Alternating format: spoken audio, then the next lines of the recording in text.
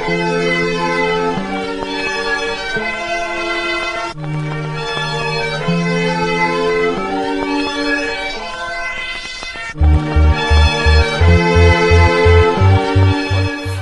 à tous, aujourd'hui nous allons vous présenter comment construire son sac à dos pour le ski de randonnée.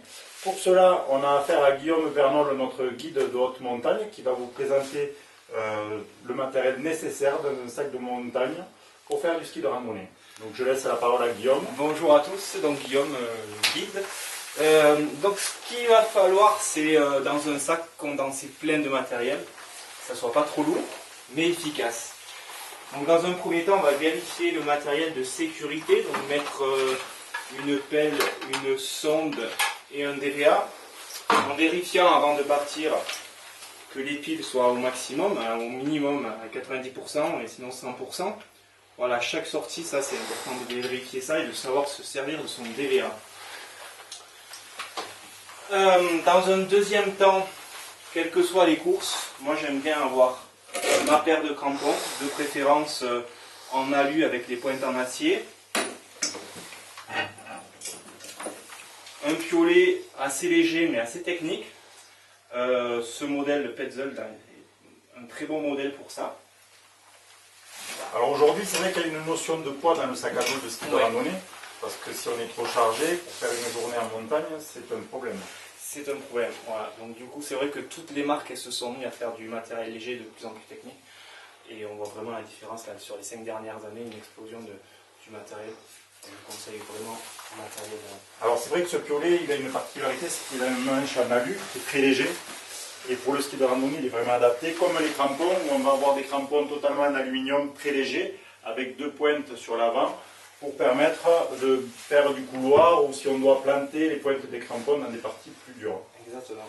Ça, et puis préciser aussi que la longueur du piolet est importante. Cette longueur, elle ne dépasse pas au niveau du sac à dos. Du coup, on n'a pas de problème en cas de chute de se le planter sur la tête. Voilà. Une longueur de 50 cm maximum. Ça va très bien. Ensuite, un baudrier. Donc ce genre de baudrier, c'est l'avantage, c'est qu'on peut les mettre soit avec les crampons, soit avec les skis. Il se clip directement aux cuisses et au niveau de la taille.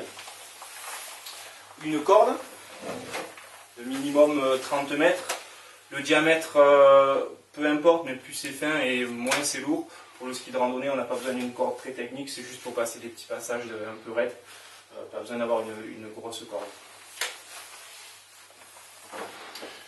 Bien évidemment, une petite trousse de secours avec le minimum vital, donc une petite couverture de survie, quelques pansements, et des Doliprane et Feralgan.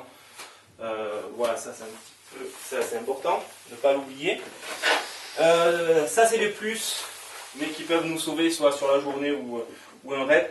Donc du tape américain, une colle pour recoller les pots et un stick qui permet de farter les pots en cas que les pots collent, ou tout simplement de pouvoir farter les skis si les semelles sont collantes.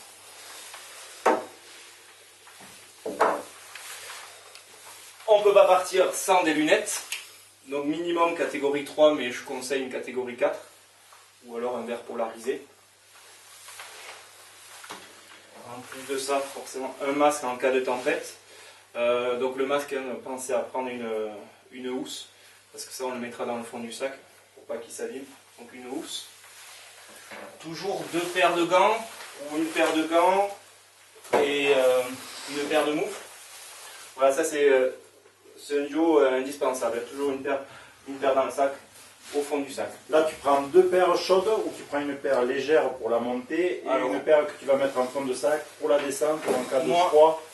Moi j'aime bien avoir, j'ai des problèmes de doigts, donc de circulation, donc je préfère avoir 2 paires chaudes. Mais effectivement, après au printemps, une paire de ski de rando technique et une paire de moufles suffisent. Ouais.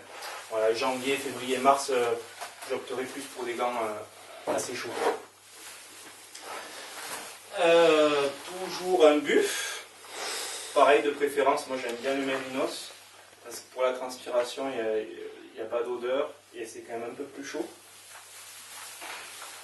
un bonnet.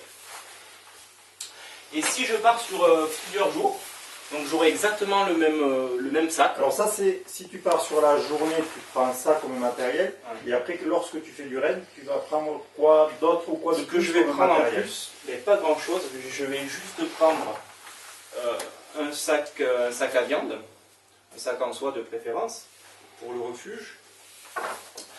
Un petit sac étanche où dedans je vais mettre une paire de sous-vêtements, une paire de chaussettes, des boules pièces et une petite trousse, de toilette. Voilà. Et pour éviter de prendre trop de poids, que ce soit donc sur la journée ou la semaine, moi, ce que je conseille, c'est le mérinos. On peut rester une semaine dans un refuge ou en bateau. Il n'y a pas d'odeur. Voilà, donc le mérinos, Alors ça, c'est le plus du mérinos, c'est le c'est plus qu'aujourd'hui du c'est mérinos. un vêtement qui vous permet de faire de l'activité à l'extérieur sans trop transpirer, avoir une bonne régulation thermique et ne pas avoir aussi d'odeur durant votre séjour. Ça c'est un produit qui est très bien lorsqu'on fait du raid sur plusieurs jours. Voilà. Que Guillaume apprécie notamment en plus parce Ouais, qu'il l'utilise beaucoup. Ouais. Que ce soit pour les chaussettes, caleçons, boxers et première couche. Et de préférence zippé, ça permet un peu de réguler la température. Donc ça, voilà, ça c'était pour le matériel technique. Et après en vêtements, donc moi j'aime bien partir avec un pantalon en Gore-Tex et dessous un collant en mérinos. Au-dessus, donc c'est le système des 3 couches, hein. Une doudoune et une Gore-Tex. Et avec le triptyque avec ces 3 vêtements, ça permet de L'idéal réguler c'est sur- d'avoir peut-être une doudoune qui soit relativement chaude mais très compressible Très pour ne pas avoir un sac voilà. trop volumineux C'est ça. et trop lourd aussi. Et sur la Gore-Tex pareil, non? Exactement. Tout à fait. Voilà. Donc Guillaume, on te remercie pour Ouais, cette de rien. petite explication et on te dit à la prochaine. À la prochaine bientôt. pour de nouvelles aventures.